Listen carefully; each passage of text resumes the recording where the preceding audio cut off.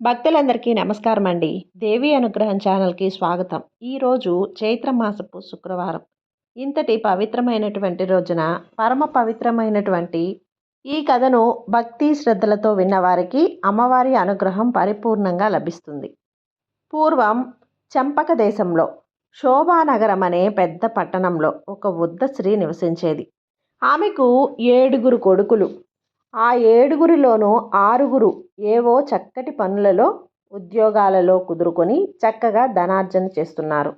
7వ వాడైన శ్రీకరుడు ఏ పని చేయకుండా సోమరిపోతై సంపాదన లేకుండా తిరగసాగాడు. అందువలన అతనిని ఎవరూ కూడా గౌరవించేవారు కాదు. చివరకు కన్నతల్లి కూడా అతనిని హీనంగా చూసేది. సంపాదించే కొడుకులకు షడ్రసోపేతంగా రుచికరమైన భోజనాలు పెట్టి వారు తినగా మిగిలిపోయినవి ఎంగిలి పదార్థాలను శ్రీకరునికి పెట్టేది. ఆ విధంగా శ్రీకరుడు ఎంగిలి సర్ది కూడే ఆహారంగా తింటూ బ్రతుకుతున్నాడు. క్రమంగా అన్నదమ్ములు 7 కూడా పెళ్ళిళ్ళు జరిగాయి. పెద్దవాళ్ళు 6 వారి వారి భార్యలతో హాయిగా కాలం గడుపుతూ ఉన్నారు. సంపాదన లేనివాడు సోమరి అయినటువంటి శ్రీకరుడు ఎంగిలి తిండి తింటూ దానినే తన భార్యకు అందిస్తూ ఉండేవాడు. ఆ ముసలి చూపిస్తున్నటువంటి పక్షపాతం అంతా కూడా శ్రీకరుని యొక్క భార్య అయిన కళ్యాణి గమనిస్తుంది. ఒక రోజున శ్రీకరుడు తన తల్లికి తనపై గల ప్రేమ గురించి, ఆమె తనకు పెట్టే ఆహారం గురించి గొప్పలు చెప్పుకుంటూ ఉన్నాడు. అది విని కళ్యాణి ఉండబట్టలేక, ఓ స్వామి, మీ తల్లిగారు మీకు ఎటువంటి ఆహారం పెడుతున్నారో తెలియక ఇలా మాట్లాడుతున్నారు. చాటుగా కనిపెట్టి చూడండి, మీకే తెలుస్తుంది అని చెప్పింది. సరే, చూస్తాను. నువ్వు చెప్పిన మాటలలో తేడా వస్తే గనుక ఏం చేస్తానో చూడు అని భార్యను హెచ్చరించి శ్రీకరుడు తన తల్లి చేసే పనులన్నింటినీ ఒక కంట కనిపెట్టసాగాడు. ఒక రోజున పెద్ద కొడుకులు 6 ధనార్జన చేసి ఇంటికి రాగానే ఆ ముసలి వారందరికీ కూడా మధురమైన మిఠాయిలు పంచి వగైరా పిండి పదార్థాలు చేసి పెట్టింది. శ్రీకరుడికి పిలవలేదు. శ్రీకరుడు చాటుగా అంతా కనిపెడుతున్నాడు. పెద్ద కొడుకులు కోడళ్ళు మొత్తం 12 భోజనాలు చేసి వెళ్ళాక వాళ్ళ విస్తరలలో పారేసినటువంటి పదార్థాలు అవన్నీ కూడా వేరే విస్తరలో పెట్టింది. తర్వాత ఏమీ తెలియని దానిలాగా శ్రీకరుడి దగ్గరకు వెళ్ళి, నాయనా, నీ అన్నయ్యలు వదినలు భోజనం చేశారు. ఇక నువ్వు మీ ఆవిడ మాత్రమే మిగిలారు. వచ్చి తినండి అంటూ పిలిచింది. శ్రీకరుడు విస్తరి దగ్గరకు వెళ్ళి అందులోని పదార్థాలు అన్నీ కూడా తన అన్నలు వదినలు తిని వదిలి వెళ్ళిన ఎంగిలి వస్తువులే అని గుర్తిస్తాడు. అందుకు తను ఎంతో బాధపడతాడు. తనకు తన భార్యకు ఆ పూట ఆకలిగా లేదని చెప్పి వచ్చేశాడు. ఆ రాత్రి శ్రీకరుడు తన భార్య దగ్గర చాలా బాధపడ్డాడు. కళ్యాణి అతనిని ఓదార్చింది. ఓ ప్రాణేశ్వర, ధనమూలం ఇదం జగత్.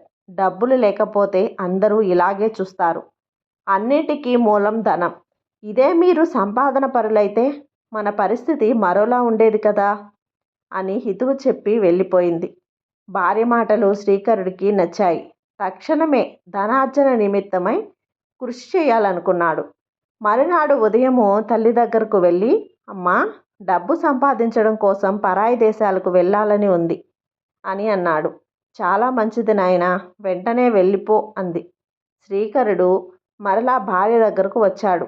అప్పుడు ఆమె పిడకలు చేయటానికి పెరట్లో పేడ నలుపుతోంది. నేను వచ్చేదాకా నువ్వు ఇక్కడే జాగ్రత్తగా కాలం గడుపుకో అని చెప్పి తన చేతినున్న ఉంగరము ఆమె చేతికిచ్చి, నా గుర్తుగా ఇది నీ దగ్గర ఉంచు అని చెప్పి, మరి నీ గుర్తుగా ఏమైనా ఇయ్యవా అని అడిగాడు. అందుకు కళ్యాణి, ఓ ప్రాణనాథా, మీకు ఇచ్చేందుకు నా దగ్గర ఏమీ లేదు. అయినా కూడా ప్రేమగా అడిగారు కనుక కోపగించుకోకండి అంటూ పేడ కలుపుతూ తన చేతిని అతని వస్త్రంపై గుర్తుగా వేసింది. అతడు అది పేడగా కాకుండా ఆమె ప్రేమగా అర్థం చేసుకున్నాడు. సంతోషంగా పరదేశాలకు ప్రయాణమయ్యాడు. కొన్నాళ్ళకతడు పరాయి దేశం చేరి అక్కడొక పట్టణమునకు వెళ్ళి ఒక వ్యాపారిని కలిసి తనకేదైనా ఉద్యోగం ఇప్పించమని ప్రాధేయపడ్డాడు. అప్పుడు ఆ వ్యాపారి మనసు కరిగి, జాగ్రత్తగా ఉండవలెను సుమా అని చెప్పి హెచ్చరించి శ్రీకరునికి తన వద్ద ఉద్యోగం ఇచ్చాడు. శ్రీకరుడు ఉద్యోగములలో చేరి ఎంతో నమ్మకంగా పనిచేయసాగాడు. అతని పనితనమునకు విశ్వాసపాత్రతకు మెచ్చుకొని ఆ వ్యాపారి శ్రీకరునికి తన వ్యాపారంలో కొంచెం వాటా కూడా ఇచ్చాడు. శ్రీకరుడు ఇంకా కష్టించి పనిచేసి వ్యాపారాన్ని వృద్ధి చేశాడు. ఆ విధంగా 12 సంవత్సరాలు గడిచిపోయాయి. వ్యాపారి ముసలివాడైపోయాడు. అందువలన తన వాటా ధనం మాత్రం తాను తీసుకొని తక్కిన వ్యాపారం అంతా కూడా శ్రీకరునికే అప్పగించి అతడు విశ్రాంతి తీసుకున్నాడు. శ్రీకరుడు స్వతంత్ర వ్యాపారస్తుడయ్యాడు. అమితమైన ధనవంతుడై సుఖంగా కాలం గడుపుతూ ఉన్నాడు. ఇక్కడ మాత్రం అత్తవారింట వద్ద ఉన్న కళ్యాణికి నానాటికి బాధలు పెరిగిపోతూనే ఉన్నాయి. అత్తగారు ఆమెను అనేక విధాలుగా కష్టాలు పెడుతున్నది. ఇంటి పనంతా కూడా చేయించుకొని కనీసం కొద్దిగా అన్నం కూడా పెట్టడం లేదు. అందువలన కళ్యాణి అడవికి పోయి కట్టెలు ఏరి అవి అమ్ముకొని వచ్చిన దానితో జీవనాధారం గడుపుతూ ఉంది. ధనార్జనకై వెళ్ళిన భర్త ఎప్పుడు వస్తాడో, తన కష్టాలు ఎప్పుడు తీరుతాయో అని ఆమె ఎంతగానో ఎదురు చూస్తుంది. ఇదిలా ఉండగా ఒకనాడు కళ్యాణి కట్టెలు కొట్టుకొని తలపై పెట్టుకొని వస్తూ ఉండగా మధ్యలో ఆమెకు దాహం వేసింది. చేరువ గ్రామం వచ్చే వరకు ఓపికతో నడిచింది. ఆ గ్రామంలోకి రాగానే ఒకరి ఇంటికి వెళ్ళి మంచినీళ్ళు అడగబోయింది. ఆ సమయంలోనే ఇంటివారు సంతోషీమాత వ్రతం చేసుకుంటూ ఉన్నారు. ఆ వ్రతాన్ని చూస్తూ ఆమె దాహం మాటే మర్చిపోయింది. ఆ పూజ మొత్తం పూర్తయిన తర్వాత చివరిలో కథను విని ప్రసాదం తీసుకుంది. తనకు కూడా ఆ వ్రతం చేయాలని కోరిక కలిగింది. ఆ వ్రత విధానం అంతా వారిని అడిగి తెలుసుకుంది. అందుకు ఆ ఇల్లాలు కళ్యాణిని చూసి, ఓ సౌభాగ్యవతి, ఇది సంతోషీమాత వ్రతం. దీనిని ప్రతి శుక్రవారం నాడు శ్రద్ధాభక్తులతో చేయవలను. ఆ విధంగా 40 శుక్రవారంలో వ్రతం చేసి 41వ శుక్రవారం నాడు ఉద్యాపనము చేసుకున్నట్లయితే ఆ అమ్మవారి అనుగ్రహం వలన కోరికలన్నీ కూడా తీరుతాయి. నిత్యం సంతోషులుగా జీవించగలుగుతారు. ఈ వ్రతం చేసేవారు శుక్రవారం నాడు పులుపు పదార్థం మాత్రం తినరాదు అంటూ నియమాలను, ఉద్యాపన విధానాన్ని తెలిపింది. కళ్యాణి ఆ విషయాలన్నింటినీ కూడా పూర్తిగా అర్థం చేసుకొని మనసులోనే అమ్మవారికి నమస్కరించుకొని కట్టెలు అమ్ముకోవటానికి బయలుదేరింది. మార్గ మధ్యలో ఒక భాగ్యవంతురాలైన స్త్రీ పిలిచి ఆ కట్టెల మోపును కొనుక్కొని ఆమెకు కొంత ధనాన్ని అందించింది. అది చూసిన కళ్యాణి ఎంతో సంతోషంతో అదే రోజు సంతోషీమాత పూజ జరుపుకొని నిర్ణయించుకొని ఆ ధనముతో అమ్మవారికి కావలసిన పూజ ద్రవ్యాలను తీసుకుని బయలుదేరింది. మార్గ మధ్యలో ఆమెకు ఒక దేవాలయం కనిపించింది. అక్కడ ఉన్న దేవాలయం ఏ దేవుడిది అని అడిగింది. అక్కడి వారు అది సంతోషీమాత దేవాలయం అని బదులిచ్చారు. వెంటనే కళ్యాణి అమితమైన సంతోషంతో ఆ గుడిలోకి వెళ్ళి అమ్మవారి దర్శనం చేసుకొని అనేక విధాలుగా అమ్మవారిని ప్రార్థించి తాను తెచ్చిన పదార్థాలన్నీ కూడా అమ్మవారికి నివేదన గావించి ప్రసాదం తీసుకొని ఇంటికి వెళ్ళింది. అది మొదలుకొని ఆమె ఎంతో నియమంగా ప్రతి శుక్రవారం నాడు సంతోషీమాతను పూజించుచు వ్రత నియమాలను తూచా తప్పకుండా పాటిస్తూ కాలం గడపసాగింది. ఇలా కొన్ని రోజులు గడపగా ఒక శుక్రవారం రాత్రి సంతోషీమాత కళ్యాణికి కలలో కనిపించి, ఓ అమ్మాయి, ఇదిగో నీ భర్త చిరునామా అంటూ ఒక చీటీని వదిలి వెళ్ళింది. కళ్యాణికి మెలకువ వచ్చి చూడగానే కలలో అమ్మవారు ఇచ్చిన చిరునామా కాగితం తన పక్కలో పడింది. ఆ అమ్మవారి దయకు మహత్యానికి ఎంతగానో సంతోషించి ఆ చిరునామాలో ఉన్న విధంగానే తన భర్తకు ఉత్తరం రాసింది. ఆ విధంగా కళ్యాణి ఉత్తరం రాసిన కొద్ది కాలంలోనే శ్రీకరుడు వద్ద నుండి ఆమెకు కొంచెం ధనం, ఉత్తరము వచ్చాయి. భర్త నుండి ఉత్తరం వచ్చుట వెంటనే తన కష్టములు తీరిపోయాయని కళ్యాణి ఎంతగానో ఆనందించింది.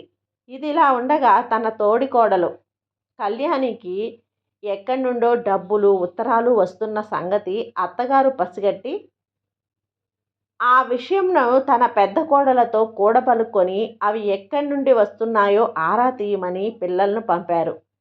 పిల్లలు కళ్యాణి వద్దకు వెళ్ళి, పిన్ని, నీకు ఉత్తరాలు, డబ్బులు ఎక్కడి నుండి వస్తున్నాయి అని అడగగానే కళ్యాణి, మీ పినతండ్రి గారి నుండే నాకు డబ్బులు వస్తున్నాయి, ఇది నిజం అని చెప్పింది.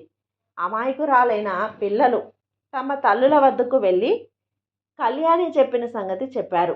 పిల్లల అల్లరి ఆనందం చూశాక తమకు కూడా బిడ్డలంటే బాగుంటుంది అని అనుకునింది. ఒకనాడు గుడికి వెళ్ళి అమ్మవారి దర్శనం చేసుకొని, నన్ను కటిక దరిద్రం నుంచి తప్పించావు. నీ దయ వల్ల సుఖంగానే ఉన్నాను. కానీ స్త్రీకి మాతృత్వమే కదా ప్రధానమైనది. కానీ నాకు పిల్లలు లేరు. కావున తల్లి, నన్ను నా భర్త చెంతకు చేర్చమ్మా. మా కాపురం నిలబెట్టు. నాకు కడుపు పండేలా చెయ్యి అని అన్నది. మరీ మరీ ప్రార్థించింది ఆ తల్లిని. ఆ భక్తురాలి ధర్మబద్ధమైన కోరికను నెరవేర్చేందుకు సంతోషిమాత ఒకనాటి రాత్రి శ్రీకరుణకు బ్రాహ్మణ ముత్తైదు రూపంలో కలలో కనిపించి, శ్రీకరుడా, నీవు వివాహితుడవు. నీకు యోగ్యురాలగు భార్యను నీ స్వగ్రామమునందు విడిచి వచ్చావని మర్చిపోయావు కదా. ధన సంపాదన ఒక్కటే జీవితంగా కాలం గడుపుతున్నావు. ఈ విధంగా ఉన్నచో పెండ్లి ఎందుకు చేసుకున్నావు? నీ చెంతనే ఉండవలెను కదా. చిలక గోరింక వలె కాపురం చేసుకోవలెనని ఆ పిల్లకు మాత్రం కోరిక ఉండదా? కావున నీవు వెంటనే నీ స్వగ్రామమునకు ప్రయాణం కమ్ము. ఆమెను కూడి సుఖంగా సంసారం చేసుకో అని నీకు చెప్పినట్లు చేయక నా మాటను తృణీకరించిన నా ఆగ్రహానికి గురి అవుతావు సుమా అని హెచ్చరించింది. దానితో శ్రీకరుడు ఉలిక్కిపడి నిద్రలేవగానే కలలో కనిపించిందెవరో ఒక తెలియని దేవతని భావించి చేతులు జోడించి అమ్మవారిని ప్రార్థించి, తల్లి, అన్నీ తెలిసిన అమ్మవు, నా కష్టాలు మాత్రం ఎరుగవా తల్లి. ఈ వ్యాపారంలో ఏర్పడినటువంటి ఇబ్బందుల వలన ఇంతకాలం కాలు కదపలేకపోతున్నాను. నా మీద దయవంచి నా చిక్కులు ఎంత త్వరగా తొలగిస్తే అంత త్వరగా నేను నా గ్రామానికి బయలుదేరుతాను. భారం నీదే అమ్మా అని మొక్కుకున్నాడు. అతని మొర విన్న ఆ తల్లి అతన్ని కరుణించింది. ఆమె అనుగ్రహం వలన వ్యాపారంలో ఏర్పడిన ఇబ్బందులన్నీ కూడా ఇట్టే తొలగిపోయాయి. రావలసిన సొమ్మంతా చేతికి వచ్చేసింది. ఆ ధనమంతా మూట కట్టుకొని అమ్మవారిని నమస్కరించుకొని తన భార్య వద్దకు ప్రయాణమయ్యాడు. ఇక్కడ శ్రీకరుడు బయలుదేరగానే అమ్మవారు కళ్యాణి కలలో కనిపించి, అమ్మాయి, నీ భర్త నీ కోసం బయలుదేరాడు. సరిగ్గా నీ భర్త వచ్చేసరికి రోజున నువ్వు నీ కట్టెల మోపును 3 భాగాలుగా చేసి ఒకటి నదీ తీరాన, మరొకటి నా గుడిలో పెట్టు. మూడవది నీ తలపై పెట్టుకొని నీ భర్త నీ ఇంటి వద్దకు రాగానే అతనికి వినపడేటట్లుగా మీ అత్తగారితో, ఓ అత్త, నా పొట్టు రొట్టెలు నాకు పెట్టు. ఆకలిగా ఉంది. నా చిప్ప నీళ్లు నాకు పొయ్యి. త్వరగా వచ్చి మోపు దింపుకో. మెడ నొప్పిగా ఉంది అని కేకలు పెట్టు అని చెప్పి అమ్మవారు కలలో నుంచి మాయమైపోయారు. శ్రీకరుడు నదీ తీరంలో దిగేసరికి చాలా చలిగా ఉంది. ఆ చలిలో భార్య గుర్తుకు వచ్చింది.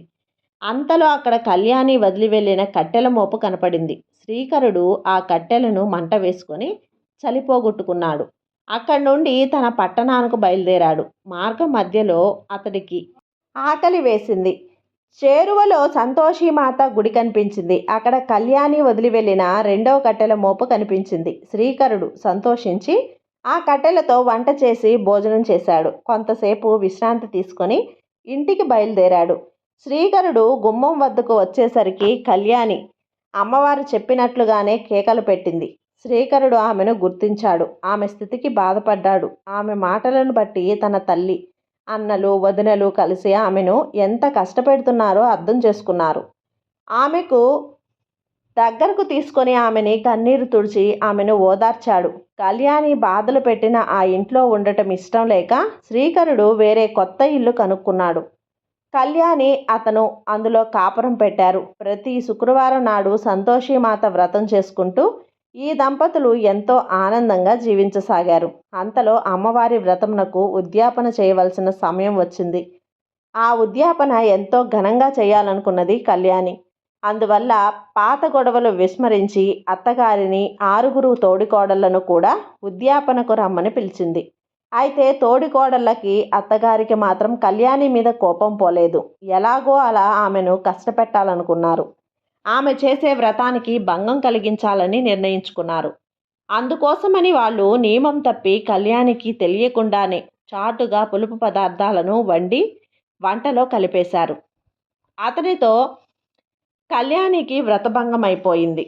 వ్రత నియమాలను విరుద్ధంగా ఆ ఇంట పులుపు తిన్నందువల్ల సంతోషిమాత ఆగ్రహించింది. ఆ కారణంగా శ్రీకరునిపై లేనిపోని అభాండాలు పడ్డాయి. రాజభటులు వచ్చి శ్రీకరుని బంధించి తీసుకెళ్ళిపోయారు. కళ్యాణి సంతోషిమాత పాదాలపై పడి విలపించింది. తన భర్తను రక్షించమని ప్రార్థించింది. పరమ కరుణామయి అయినటువంటి ఆ తల్లి కళ్యాణి నిర్దోషి వెనుక ఆమెను అనుగ్రహించింది. అందువల్ల శ్రీకరుడు బంధ విముక్తుడై ఇంటికి చేరాడు. తిరిగి ఆ దంపతులు ఆనందంగా కాపురం చేసుకోసాగారు. ఒకసారి కళ్యాణిని ఆ అమ్మవారు పరీక్షించదలిచి బిచ్చగత్తె వలె మారువేషం ధరించి ఓ చేత్తో బెల్లము ఓ చేత్తో శనగలు తింటూ నోటి వెంట చొంగ కార్చుకుంటూ రాసాగింది. ఆమె నోటిపైన చేతులపైన ఈగలు ముసురుతూ ఉన్నాయి. వికృత రూపంలో ఆమె కళ్యాణి ఉన్న వీధికి వచ్చి వీధిలో పోయే పిల్లలు ఆడుకునే పిల్లలు ఆమెను చూసి రాక్షసి దెయ్యం అని కేకలు వేస్తూ రాళ్లు రువ్వసాగారు. పిల్లలు ఆమె మీదకు విసిరిన రాళ్ళన్నీ వెళ్ళి కళ్యాణి వాళ్ళ బావలకు తోడికోడళ్లకు తగిలాయి. దాంతో వాళ్ళు కంగారు పడి వామ్మో ఇదెవరో మాయల మరాఠీలా ఉంది, లేకుంటే దాని మీదకు విసిరిన రాళ్ళు మన మీద ఎందుకు పడతాయి, మనకెందుకు దెబ్బలు తగులుతున్నాయి అని ఆలోచించి భయగ్రస్తులై వీధి తలుపులు మూసేశారు. అది గమనించిన సంతోషిమాత ఆ ద్వారాలకేసి ఒక్కసారి చూసింది. ఒక్కసారిగా ప్రళయం మారలా మారుతున్న వచ్చిన గాలితో ఇంటి తలుపులు భళ్ళున తెరుచుకున్నాయి. ఇంటి మీద పెంకులు లేచిపోసాగాయి. ఇంట్లో వాళ్ళు ఆ గాలి విసురుకు సరిగ్గా నిలబడలేక అటు ఇటు తూలిపడిపోతున్నారు. ఈ దృశ్యం అంతా చూసిన కళ్యాణి వెంటనే అక్కడ బిచ్చగత్తె రూపంలో ఉన్న ఆవిడను పరీక్షగా చూసింది. ఆమె సంతోషిమాస్తయే అని అనిపించింది. వెంటనే కళ్యాణి ఆమె కాళ్ళపై పడి, జగన్మాత, నువ్వు నా ఆరాధ్య దైవమైన సంతోషిమాతవే. అమాయకురాలైన నా బంధువులను రక్షించు, నా పరువును కాపాడు తల్లి అంటూ సవినయంగా ప్రార్థించడంతో అమ్మవారు శాంతించి చిరునవ్వుతో అదృశ్యమైంది. ఇంత జరిగినా కూడా కళ్యాణి తోడికోడళ్లకు అమ్మవారి మీద నమ్మకం కలగలేదు. ఎలాగో అలా శ్రీకరుణ్ణి కళ్యాణిని సర్వనాశనం చెయ్యాలనే ఆలోచన మానుకోలేకపోయారు. చివరకు ఒక రోజున పాలల్లో విషం కలిపి కళ్యాణికి ఇచ్చారు. అమాయకురాలైన కళ్యాణి తోడికోడళ్ళు ఇచ్చిన పాలను త్రాగుదామని అనుకుంది. అంతలో అమ్మవారి దయవలన శ్రీకరుడు కళ్యాణిని పిలిచాడు. అందువల్ల ఆమె పాల పాత్రను అక్కడే ఉంచి భర్త వద్దకు వెళ్ళింది. అదే సమయంలో అటుగా వచ్చిన శ్రీకరుడి అన్న కొడుకు ఆకలిగా ఉంది అంటూ అక్కడున్న పాలన్నీ గబగబా తాగేశాడు. తాగిన వెంటనే ఆ పిల్లాడు గావు కేకలు పెడుతూ వెంటనే నేలపై పడి చనిపోయాడు. కుర్రవాడి ఆర్తనాదాలు విని అతని తల్లి అక్కడికి వచ్చింది. కళ్యాణియే పాలలో విషం కలిపి తన కొడుకునికి ఇచ్చి చంపివేసింది అంటూ ఊరు వాడ వినపడేలా అరుస్తూ కొడుకు శవం దగ్గర కూర్చొని ఏడవసాగింది. అది విని ప్రజలందరూ కూడా కళ్యాణి శ్రీకరులను నానా మాటలు అనసాగారు. అనుకోకుండా మీద పడిన ఈ హత్య నేరానికి అపనిందకి ఆ దంపతులు ఎంతగానో పరితపించారు. అయినా సరే అన్నింటికీ ఆ తల్లే ఉంది అన్న ధైర్యంతో మనసారా ఆ తల్లినే స్మరించసాగారు. భక్తులను రక్షించడంలో అమ్మవారికి మించిన వారు లేరు కదా. తన భక్తులు కంటపడితే ఆ తల్లి భరించలేదు. అమ్మవారు వెంటనే విషయం తలిపిన పాలను తాగిన ఆ పిల్లవాడిని బ్రతికించారు. ఆ కుర్రవాడు లేచి నిద్ర లేచినట్లుగా లేచి కూర్చున్నాడు. అంతా కలిసి కళ్యాణి శ్రీకరుని తిట్టడం విన్నటువంటి ఆ పిల్లవాడు, అమ్మా, పిన్నిని బాబాయిని తిట్టకండి, ఆకలిగా ఉంది, ఆ పాలను నేనే స్వయంగా తాగాను, అంతేకాని పిన్ని నాకు ఇవ్వలేదు అని చెప్పాడు. దానితో కళ్యాణి శ్రీకరులు నిర్దోషులని తేలిపోయింది. అయితే కళ్యాణి కోసం పెట్టిన పాలల్లో విషం ఎవరు కలిపారు అన్నది ఆలోచించారు. దానితో విషం కలిపిన తోడికోడలో తన రహస్యం దాగదని గుర్తించి తక్షణమే కళ్యాణి కాళ్ళ మీద పడి క్షమాపణ కోరుకుంది. అప్పుడు కళ్యాణి తన తోడికోడలను క్షమించింది. నేను క్షమించినంత మాత్రం ఏ లాభం చెప్పండి, అంతా అమ్మవారి చలవే, వెళ్ళి ఆ సంతోషిమాతను క్షమాపణ వేడుకో అని చెప్పింది. అందరూ కలిసి ఆ తల్లిని ప్రార్థించారు.